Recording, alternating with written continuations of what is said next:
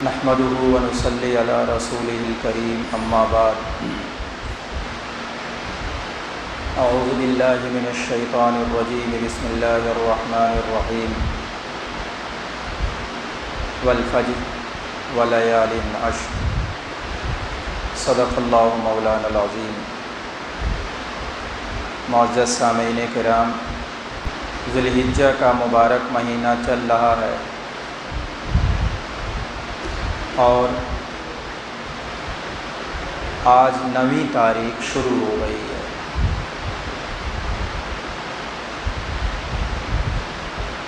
اللہ تبارک و تعالی نے، میں نے جو آیت ابھی پڑھی ہے، اس میں 10 راتوں کی اللہ نے قسم کھائی ہے۔ اللہ کسی چیز کی اہمیت کے پیش نظر قسم میں اس کا ذکر فرما دیتے ہیں، تو 10 راتوں کی اللہ تعالیٰ نے قسم کھائی ہے، تو اس کا مطلب یہ ہوا کہ یہ 10 راتیں بہت اہم ہیں، بہت اہمیت کی اور فضیلت کی حامل ہیں۔ یہ کون سی 10 راتیں ہیں؟ تو جمہور علماء مفسرین کے یہاں یہی ذی الحجہ کی 10 راتیں ہیں۔ آج 9ویں رات شروع ہو چکی ہے۔ اس میں عبادت اللہ تعالیٰ کو بہت پسند ہے، اور حدیث میں تو صراحت کے ساتھ یوم عرفہ کے روزے کے تعلق سے کہا گیا ہے، یعنی ابھی جو دن آئے گا کل، آج ہم سحر کے وقت سحری کھائیں اور کل کو روزہ رکھیں، اس روزے کے بارے میں اللہ کے نبی علیہ الصلوۃ والسلام نے فرمایا، انی احتسب علی اللہ ان یکفر السنۃ التی قبلہ والسنۃ التی بعدہ، کہ عرفہ کا روزہ مجھے اللہ کی ذات سے امید یہ ہے کہ ایسی فضیلت کا حامل ہے کہ پچھلے 1 سال کے گناہوں کا کفارہ بن جاتا ہے اور اگلے 1 سال کے گناہوں کا کفارہ بن جاتا ہے۔ جو چھوٹے چھوٹے گناہ انسان سے سرزد ہو جاتے ہیں جان کر انجانے میں، تو نیکی کا کام کرنے سے وہ چھوٹے چھوٹے گناہ خود بخود اللہ تعالیٰ معاف فرماتے رہتے ہیں، نیک اعمال کی برکت سے۔ اللہ تعالیٰ نے قرآن میں فرمایا ہے، ان الحسنات یذہبن السیئات، کہ نیکی کے کام اور نیکیاں یہ برائیوں کو لے جاتے ہیں، ختم کر دیتے ہیں۔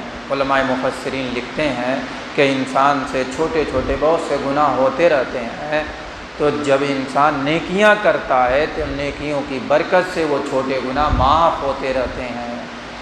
اس لیے ہمیں تو یہ لگے اگرچہ کہ یہ نیکی بہت چھوٹی ہے، مگر اللہ تعالیٰ کے یہاں کون سی نیکی کا کیا درجہ اور مقام مل جائے کچھ معلوم نہیں۔ اس لیے انسان کو نیکیوں کی کوشش کرتے رہنا چاہیے۔ تو یہ جو ذی الحجہ کے ایام چل رہے ہیں، ان میں کثرت کے ساتھ ہمیں عبادت کرنے کی ضرورت ہے۔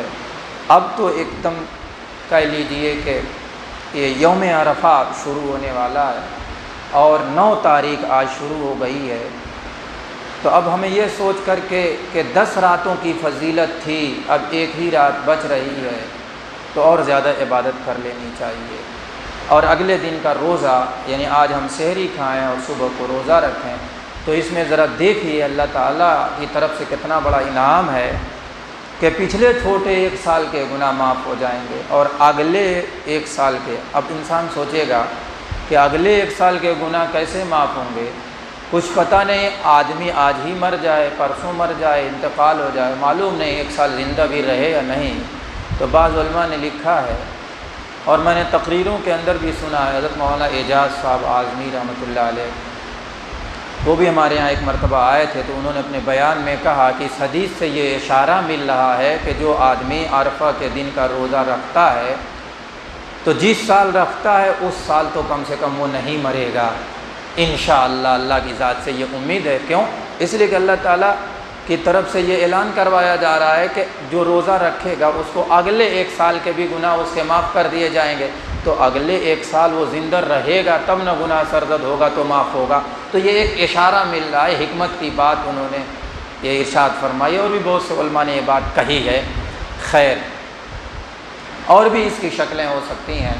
عید کی رات کے تعلق سے بتلاؤں کہ بقرعید کی رات ہو یا عید الفطر کی رات ہو، یہ رات ہمیں عبادت میں جاگ کے گزارنے کی ضرورت ہے۔ جو انسان ان راتوں میں جاگتا ہے عبادت کی خاطر، تو جس دن اور قلوب لوگوں کے دل مردہ ہو جائیں گے، اس دن اس کا دل مردہ نہیں ہوگا جو عیدین کی رات عبادت میں جاگ کے گزارے گا۔ اب کیا مطلب ہے کہ دل مردہ نہیں ہوگا؟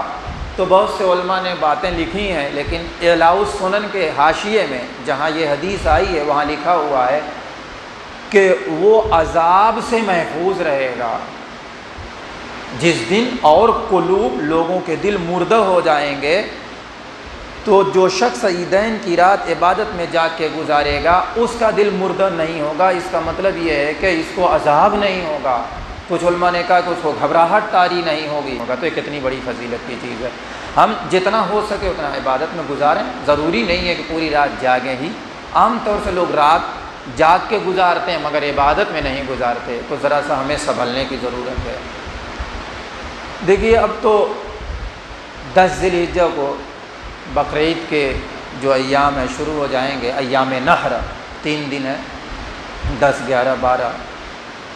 ان میں قربانی کا عمل اللہ تعالیٰ کو سب سے زیادہ محبوب ہے۔ حدیث میں صراحت ہے کہ ان 3 ایام میں اللہ تعالیٰ کو سب سے زیادہ محبوب یعنی پسندیدہ عمل جانور کا خون بہانا ہے، قربانی کرنا ہے۔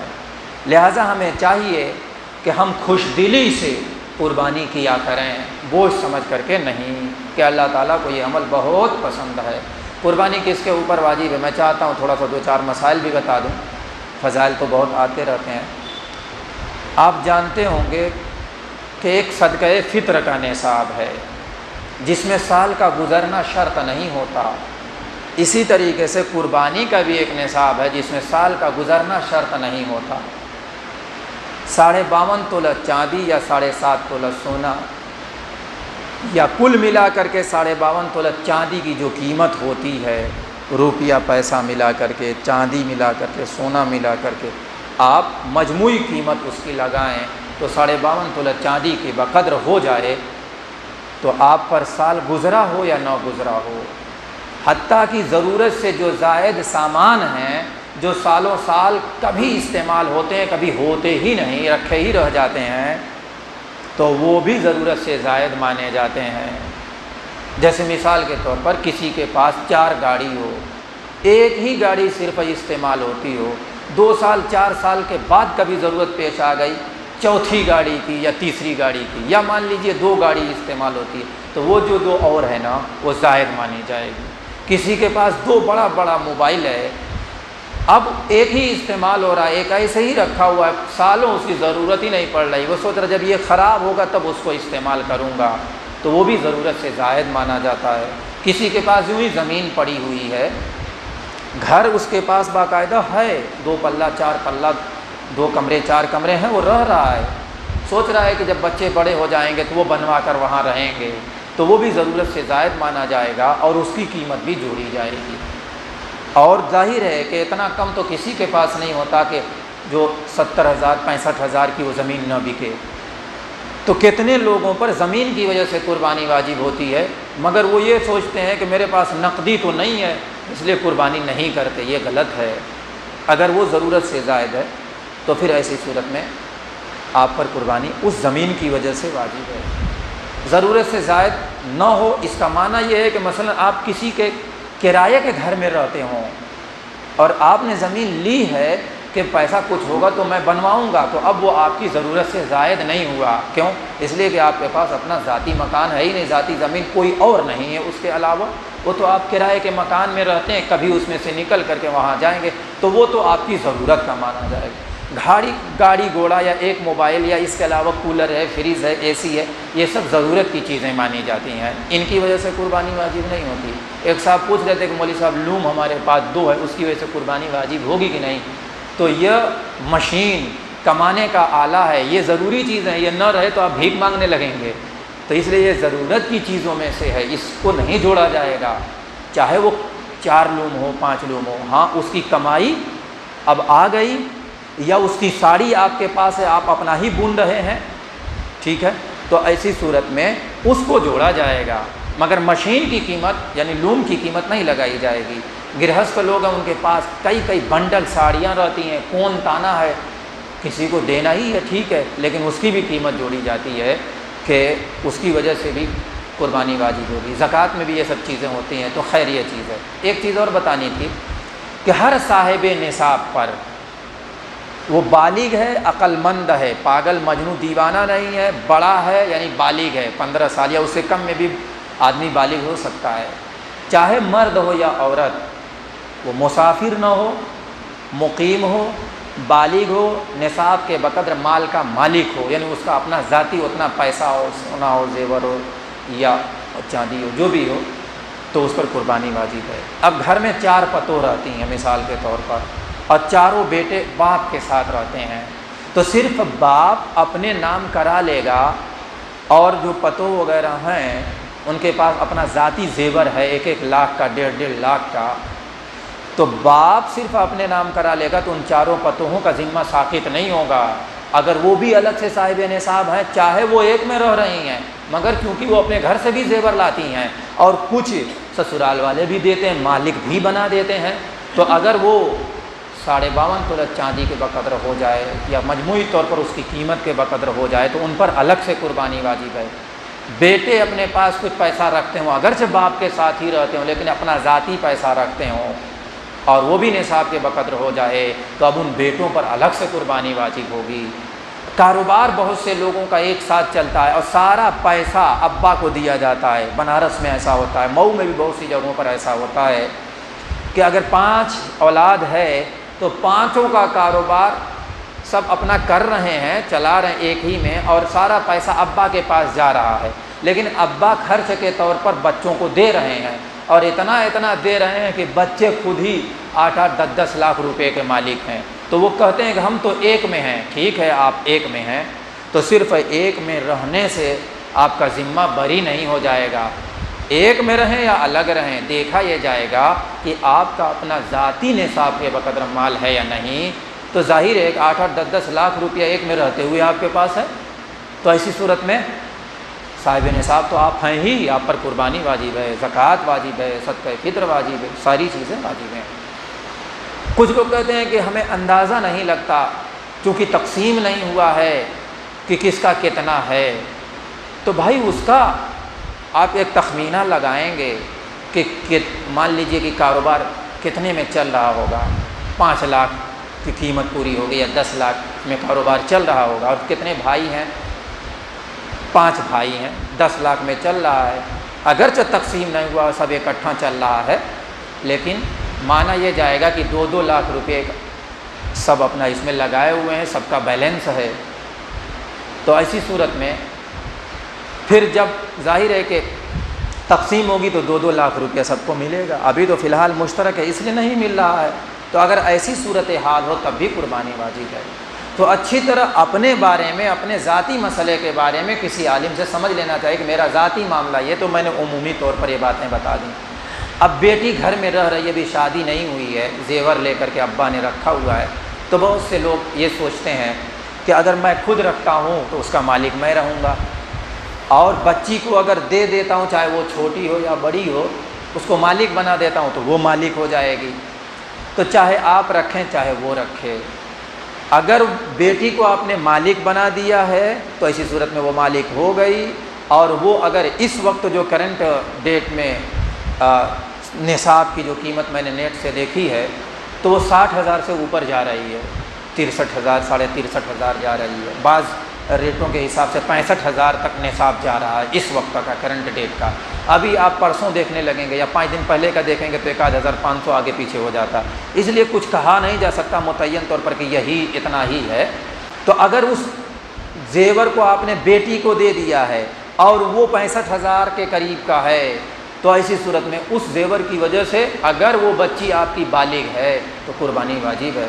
اور اگر باپ نے ہی رکھا ہوا ہے، وہ سوچ رہا ہے کہ شادی ہوگی تو میں بیٹی کو دوں گا، تو لیکن جب تک دیا نہیں ہے تب تک تو باپ مالک ہے، تو وہ زیور بھی اسی کی قیمت مان کر کے اس کے اوپر قربانی واجب ہوگی۔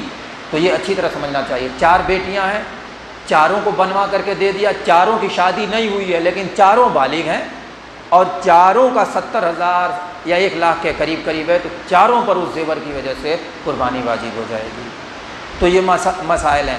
ابھی آج یا کل شاید ایک آدمی مجھ سے ملے، میری ایک تقریر انہوں نے سنی اسی موضوع پر۔ انہوں نے کہا کہ ہم لوگ تو کئی بھائی ہیں، ابا ہی میں رہتے ہیں، اور ایک کاغذ نکال کر کے دکھایا اسی محلے میں، تو اپنا زیور دکھا رہے تھے، تولوا کر لائے تھے، تو 1.5 لاکھ کے قریب پہنچ رہا تھا ان کا۔ کہا کہ اب ہم ابا میں رہتے ہیں، تانی جوڑ کر کے، تانی جوڑنا یعنی گٹھوا جوڑ کر کے کہہ رہے ہیں کہ ہم اپنا اوپری خرچہ نکالتے ہیں، باقی کھانا پینا تو ابا کے ساتھ ہے، سارا پیسہ ابا کو دیا جاتا ہے، لون چلتا ہے۔ سارے بھائیوں کا یہی حال ہے، اپنا ذاتی کوئی ایسا نصاب کے بقدر پیسہ نہیں ہے، لیکن بیوی کے پاس اتنا زیور ہے اور بیوی کے پاس بھی پیسہ نہیں ہے، تو کہاں سے وہ قربانی کرے؟ تو میں نے تو ایک صورت یہ بتائی کہ قربانی تو واجب ہو گئی ہے تو اب کرنا ہی ہے، اور چیزیں آپ قرض لے کر کے کرتے ہیں، یہ قرض لے کر کے کریے، نہیں قرض لینا چاہتے ہیں تو زیور کچھ کم کر دیجئے، کچھ بیچ دیجئے، اس کا کر لیجئے، اور نہیں تو یہ مجھے بتائیے کہ آپ کی بیوی کچھ کرتی ہے یا بیٹھی رہتی ہے؟ کہا کہ نہیں لوم وہ بھی چلاتی ہے۔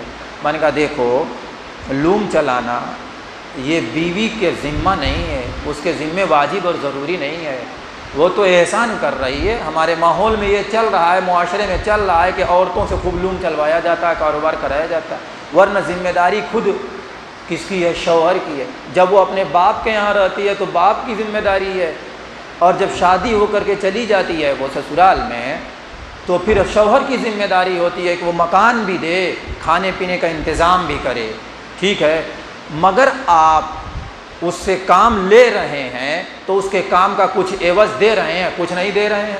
مان لیجئے کہ آپ کے یہاں 2 ساڑی روز چلتی ہے اور شوہر ہے، بیوی ہے، چھوٹے چھوٹے بچے ہیں، تو آپ آدھا ہی مان لیجئے، 1 ساڑی بیوی کے حق میں مانیے کہ 1 ساڑی بیوی نے چلایا، تو 200 روپیہ بانی ہے تو 400 روپیہ آیا تو 200 بیوی کا ہوا۔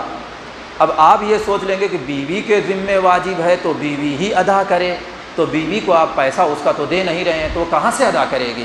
اس لیے یہ سوچ کر کے آپ بچ جائیں تو یہاں تو بچ پائیں گے، وہاں بہت ممکن ہے نہ بچیں۔ اس لیے ایسا کام چالاکی والا نہیں کرنا چاہیے کہ وہاں پھسان ہو جائے۔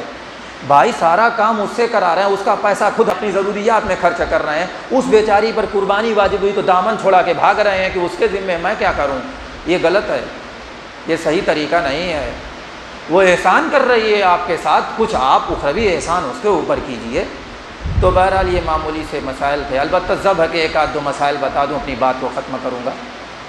ذبح میں تھوڑا سا یہ خیال کرنا چاہیے کہ جب چھری ایک آدمی چلاتا ہے، اگر مکمل جانور قربان نہیں ہوا، ذبح نہیں ہوا ہے، تو کسائی جو ہاتھ میں چھری لیتے ہیں یا دوسرے آدمی لیتے ہیں تو ان سے تاکید کے ساتھ کہیں کہ بسم اللہ اللہ اکبر ضرور پڑھ لیں، اس لیے کہ اگر ذبح مکمل نہیں ہوا ہے، تھوڑا سا بھی رہ گیا اور کسی اور نے ہاتھ لگا دیا قربانی میں اور بسم اللہ نہیں کیا تو قربانی صحیح نہیں ہوگی۔ اس لیے قصاب سے یعنی کسائی سے کہنا چاہیے۔ دوسری چیز یہ بھی بتانی ہے کہ ہم لوگ ذبح کرتے کرتے جو گدی ہوتی ہے اس گدی تک پہنچ کر کے اس گدی کو کاٹتے ہیں اور چھری اس میں لگاتے ہیں تو دھک دھک ایسے ایسے حرکت کرتا ہے جانور، اس کو کاٹنا نہیں چاہیے، اس لیے کہ اس کے کاٹے بغیر آسانی سے روح نکلتی ہے، اور جب اس کو کاٹتے ہیں یا اس میں چھری لگاتے ہیں تو انتہائی تکلیف ہوتی ہے، اتنی تکلیف ہوتی ہے کہ پورے جانور کا وجود ہل جاتا ہے، ایسے رہے گا کہ بالکل پڑا ہوا ہے، لیکن جب اس پر چھری لگائیں گے تو ایسے تڑپنے لگتا ہے، تو اس کا شریعت نے حکم نہیں دیا۔ اسی طریقے سے یہ جو چھری سینے میں کھوپتے ہیں، کاٹنے کے بعد فوراً کھوپ دیتے ہیں، یہ بھی مکروہ ہے، درست نہیں ہے۔ وہ کہتے ہیں جلدی سے خون نکل جائے گا، بھائی جلدی سے خون نکلنے کے لیے اللہ تعالیٰ نے یہ رگیں بنا دی ہیں، 3 رگ آپ نے کاٹ دیا، 4 رگ کاٹ دیا، خلاص آسانی کے ساتھ سہولت کے ساتھ اس کی روح نکلے گی۔ شریعت کا حکم بتا رہا ہے کہ آسانی اس میں ہے اور آپ اپنا حکم چلائے جا رہے ہیں، اس کے دل میں چھری کھوپ رہے ہیں، اس کو تکلیف پہنچا رہے ہیں، یہ درست نہیں ہے، بہت غلط عمل ہے۔ مگر کیا کریں، میں خود اپنے قصاب سے منع کرتا ہوں ابے بھائی رکو، وہ مانتا ہی نہیں، ایک دم زبردستی۔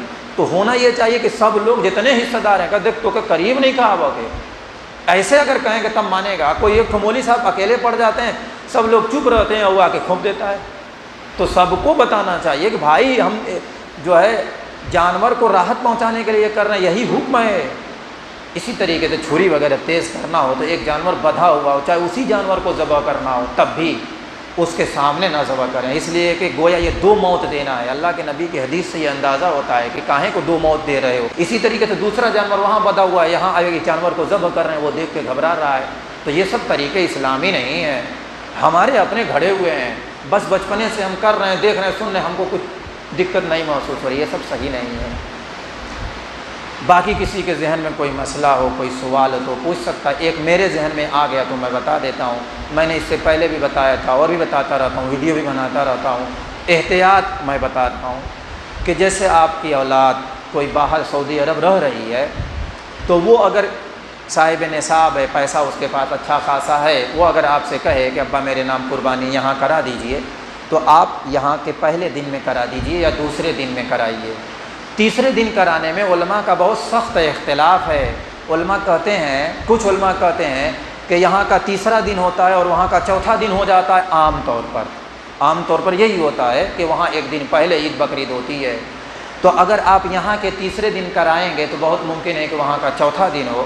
اور بعض علماء جیسے دارالعلوم دیوبند کا بھی یہی فتویٰ ہے کہ یہاں کا اگرچہ تیسرا دن ہے، لیکن جس کے نام آپ کرا رہے ہیں وہ سعودی عرب میں ہے اور وہاں کا چوتھا دن ہو تو اس کی قربانی ہی ادا نہیں ہوگی۔ کچھ علماء کہتے ہیں ادا ہو جائے گی۔ تو میں کہتا ہوں کہ پہلے آپ کو علم ہو گیا تو کیوں ایسا کام ہی شک شبہ والا کریں، ابھی بدل لیں۔ میں تو بہت پہلے سے بیان کرتے چلا آتا ہوں، 10 دن پہلے 15 دن پہلے بیان کر دیتا ہوں، اس پر ہر سال میں تنبیہ کرتا ہوں لوگوں کو۔ اب اگر کسی نے کرا ہی دیا، نہیں جان رہا تھا، تو ہم یہ نہیں کہیں گے کہ اس کی قربانی نہیں ہوگی۔ وہ تو اچھا ہوا کہ علماء کا اختلاف ہو گیا، جہاں اختلاف ہو جاتا ہے اس میں تھوڑی آسانی پیدا ہو جاتی ہے۔ ہم کھلے طور پر یہ نہیں کہہ پائیں گے کہ تمہاری قربانی ہی نہیں ہوئی، لیکن کھلے طور پر یہ کہیں گے کہ اگر نہیں کرایا ہے ابھی تک تو مت کرائیے گا، پہلے ہی دن یا دوسرے دن کرا لیجیے گا۔ کہیں زبردستی تیسرے دن کرانا ہے؟ تیسرے دن آپ اپنے نام کی کرا لیجئے، آپ یہاں ہیں تو ٹھیک ہے۔ یہ صورت کی باقی کسی کے ذہن میں کوئی اپنا ذاتی مسئلہ ہو یا عام مسئلہ ہو تو پوچھ سکتا ہے، ورنہ بات ختم کی جائے۔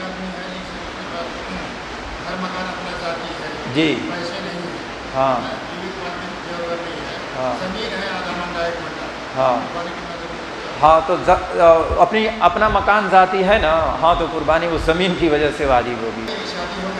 جی ہاں ہاں، نہیں تو اگر وہ زیور جو ہے عاریتاً دیا ہے پہننے کے لیے اس کی بیوی کو، یعنی پتوہ کو عاریتاً دیا ہے صرف پہننے کے لیے، مالک نہیں بنایا ہے، اور وہ جو گھر سے لائی ہوئی ہے تو گھر والوں نے بھی اس کو مالک نہیں بنایا ہے، تو جس کا وہ ہے وہ جانے۔ اگر آپ نے اس کو مالک نہیں بنایا ہے تو آپ ہی مالک ہیں، وہ نہیں ہوئی۔ اسی طریقے سے اس کے گھر سے جو آیا ہے انہوں نے مالک نہیں بنایا ہے، تو ایسی صورت میں اس کے پاس اپنا کچھ نہیں ہوا۔ لیکن اگر آپ نے بھی مالک بنا دیا اور اس کے گھر والوں نے بھی مالک بنا دیا اور وہ 1 لاکھ کا پہنچ گیا تو اب وہ مالک ہو گئی۔ صرف جو ہے سسر جی کر لیں گے تو سسر جی کا ذمہ تو بری ہوگا، لیکن اس پتوں کا ذمہ بری نہیں ہوگا۔ ہاں جی ہاں، تو وہ اصل میں بعض لوگ ابھی ادھر جو ہمارے ہاں تو ایسا ہی ہوتا تھا، لیکن ادھر کچھ لوگ ایسے آئے سامنے مسئلہ پوچھنے، وہ کہنے لگے کہ مول صاحب کے ہر دم جھنجھٹ میں پڑی ہے، میں اپنی لڑکی سے کہہ دیں کہ ہائی جو ہے تو اب وہ کے جنبے زکوٰۃ اور قربانی تو جنبے، اور لڑکوں کو بھی اب ایسا کر رہے ہیں کہ یہ زیور جو دے دیا اب تم اس کو جانو گے وہ جانیں گے، تو اس لیے اب یہاں کا عرف اب بدل رہا ہے دھیرے دھیرے۔ تو میں یہی مسئلہ بتاتا ہوں، جس کے یہاں جیسا ہو ویسا کر لے۔ اگر باپ ہی سب کے مالک ہیں تو باپ اگر اپنے نام سے قربانی کر لیں گے تو بس کافی ہے، لیکن اگر پتو بھی یا بیٹی بھی یا بیٹا بھی کچھ مالک ہے اور جتنے کا وہ مالک ہے وہ نصاب کے بقدر ہے تو پھر الگ سے اس کے ذمہ ہوگا۔ البتہ یہ ہو سکتا ہے کہ بیٹے کی قربانی واجب قربانی یا پتو کی واجب قربانی کوئی اور اس کی اجازت سے کر دے، اپنے پیسے ہی سے چاہے کر دے مگر اس کی اجازت سے کر دے تو ادا ہو جائے گی۔ میری ہی قربانی آپ میری اجازت سے کر دیں کہ مول صاحب میں چاہتا ہوں کہ آپ کی قربانی میں اپنے پیسے سے کر دوں، تو میں کہتا ہوں ٹھیک ہے کر دیجئے تو ادا ہو جائے گی، یہ تو ہو سکتا ہے۔ باقی اور کچھ نہیں ہے کسی کے ذہن میں، یا ختم کیا جائے؟ ٹھیک ہے، اللہ تعالی ہم سب کی قربانی کو اچھی طریقے سے کرنے کی توفیق دے اور قبول کر لے۔